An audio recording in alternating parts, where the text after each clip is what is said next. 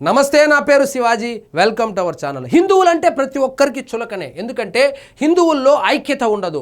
వాళ్ళు కులాలుగా విడిపోయి ఉంటారు, ప్రాంతాలుగా విడిపోయి ఉంటారు, భాష పరంగా విడిపోయి ఉంటారు, రాజకీయ పార్టీల పరంగా విడిపోయి ఉంటారు. కాబట్టి హిందువులంటే ప్రతి ఒక్కరికి కామెడీ. సో ఇప్పుడు ఉదాహరణకు తిరుమల తిరుపతి దేవస్థానంలో అన్యమతస్థులు ఎవరైనా శ్రీవారిని దర్శించుకోవాలంటే అక్కడ ఒక సిస్టమ్ పెట్టారు. ఏమని? డిక్లరేషన్ ఫామ్ మీద సంతకం పెట్టి ఎవరైనా వెళ్ళి దర్శనానికి వెళ్ళాలని చెప్పి ఈ రూల్ పెడితే సాక్షాత్తు ముఖ్యమంత్రులే, సాక్షాత్తు రాజకీయ నాయకులే, ఉదాహరణకి ఇప్పుడు జగన్మోహన్ రెడ్డి గారినే తీసుకోండి, రాజశేఖర్ రెడ్డి గారిని తీసుకోండి, వాళ్ళు మతం మార్చుకున్నటువంటి విషయం అందరికీ తెలిసిందే. అది వాళ్లకు రాజ్యాంగం కల్పించినటువంటి హక్కు అనుకోండి. సో అది వాళ్ళ ఇష్టము. వాళ్ళు ఏ మతాన్నైనా స్వీకరించవచ్చు, ఏ దేవుణ్ణైనా కొలవచ్చు, ఏ మత ఆచారాలనైనా పాటించవచ్చు. కానీ సనాతన ధర్మం ఏం చెబుతుందంటే నీ మతాన్ని నువ్వు పాటించు, ఇతర మతాలను మీరు గౌరవించండి అని. సో హిందువులు కూడా అదే చెప్తారు. హిందువులు వాళ్ళ మతాలని పాటిస్తారు, ఇతర మతాలను గౌరవిస్తారు.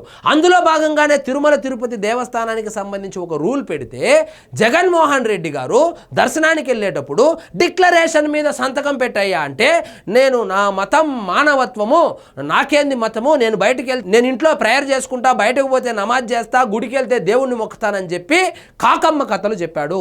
ఆఫ్టర్ ఆల్ ఒక డిక్లరేషన్ అంటే ఏమి? ఆస్తులంతా రాసిచ్చేయమని కాదు. నేను వెళ్తున్నటువంటి గుడి, నేను దర్శించుకోబోయేటువంటి దేవుని మీద నాకు నమ్మకం ఉంది అని చెప్పి ఒక చిన్న పేపర్ ముక్క మీద సంతకం పెట్టమంటే, ఈ గుడి ఏమైనా చంద్రబాబు నాయుడు కట్టించాడా? ఈ గుడి ఏమైనా రాజశేఖర్ రెడ్డి గారు కొడుకు కూడా ఈ గుడికి వచ్చేటప్పుడు సంతకం పెట్టాలనా? ఇదంతా కుదరదని చెప్పి ఏ విధంగా లొల్లి చేశారో మనం అందరము చూసాము. సో ఇలాంటి వాటికి చెక్ పెడుతూ ఇప్పుడు మనము మక్కా తీసుకుంటే, మక్కాలోకి ఇతర అన్యమతస్థులు అంటే వాళ్ళు, అది మక్కా అనేది ముస్లింలకు సంబంధించింది కాబట్టి అన్యమతస్థులు అంటే హిందువులు కూడా అక్కడ అన్యమతానికి సంబంధించినటువంటి వాళ్ళే అవుతారు కాబట్టి హిందువులకు ప్రవేశం ఉండదు. సో ఎవరి మతానికి సంబంధించి వాళ్ళు చాలా క్లియర్గా ఉన్నారు, ఒక హిందువులు తప్ప.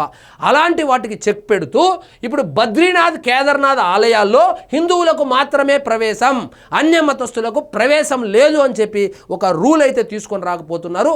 అట్లీస్ట్ ఇప్పటికైనా హిందువులు మేలుకున్నారు. హిందూ దేవాలయాలను నిర్వహిస్తున్నటువంటి ఆ పాలక మండలిలు ఏవైతే ఉన్నాయో వాటిలో చలనం వచ్చిందని మనం సంతోషపడవచ్చు. సో ఇక్కడ చూడండి, బద్రీనాథ్, కేదార్నాథ్ ఆలయాల్లో హిందువులకే ప్రవేశం ప్రతిపాదించిన ఆలయ కమిటీ ఉత్తర భారతదేశంలోని ప్రసిద్ధ పుణ్యక్షేత్రాలైన బద్రీనాథ్, కేదార్నాథ్ ఆలయాల్లోకి ఇకపై హిందువులను మాత్రమే అనుమతించనున్నారు. సో ఇక్కడ ఇది సెక్యూరిటీ రీజన్ కూడా అయి ఉంటుంది. ఇప్పుడు అక్కడ హిందువులు మాత్రమే వెళ్తారు. సో ఇప్పుడు కొంతమంది టెర్రరిస్టులు కూడా అక్కడికి వెళ్ళి ఎన్నో సంఘటనలు జరిగాయి బద్రీనాథ్, కేదార్నాథ్ విషయంలో. సో అక్కడ బాంబ్ బ్లాస్టులు చేయడము, వాళ్ళు ఉగ్ర కుట్రలు చేయడం, అక్కడ వీటన్నిటికీ చెక్ పెట్టాలంటే ఓన్లీ హిందువులకు మాత్రమే అక్కడికి ప్రవేశం కల్పించేలాగా ఈ రూల్ కనుక పాస్ అయితే ఖచ్చితంగా ఇలాంటి వాటికి చెక్ పెట్టచ్చు. ఆలయాల్లోకి హిందూయేతరులను ప్రవేశంపై నిషేధం విధించాలని బద్రీనాథ్, కేదార్నాథ్ ఆలయ కమిటీ ప్రతిపాదించింది. త్వరలో జరగబోయే ఆలయ కమిటీ బోర్డు సమావేశంలో ఈ ప్రతిపాదనలను ఆమోదించనున్నారు. ఈ విషయాన్ని బద్రీనాథ్, కేదార్నాథ్ ఆలయ కమిటీ చైర్మన్ హేమంత్ ద్వివేది ధృవీకరించారు. ఈ రెండు ఆలయాలతో పాటు, ఈ రెండు ఆలయాలే కాదు, దేశంలో ఉన్నటువంటి అన్ని ఆలయాలకు, దేశంలో ఉన్నటువంటి అన్ని చర్చులకు, దేశంలో ఉన్నటువంటి అన్ని మసీదులకు కూడా ఇటువంటి రూల్స్ అండ్ రెగ్యులేషన్స్ పెడితే మంచిది. భక్తి లేనప్పుడు, ఆ దేవుని మీద విశ్వాసం లేనప్పుడు ఎందుకు పోవాలి? సో టైం వేస్ట్ వ్యవహారం కదా ఇదంతా.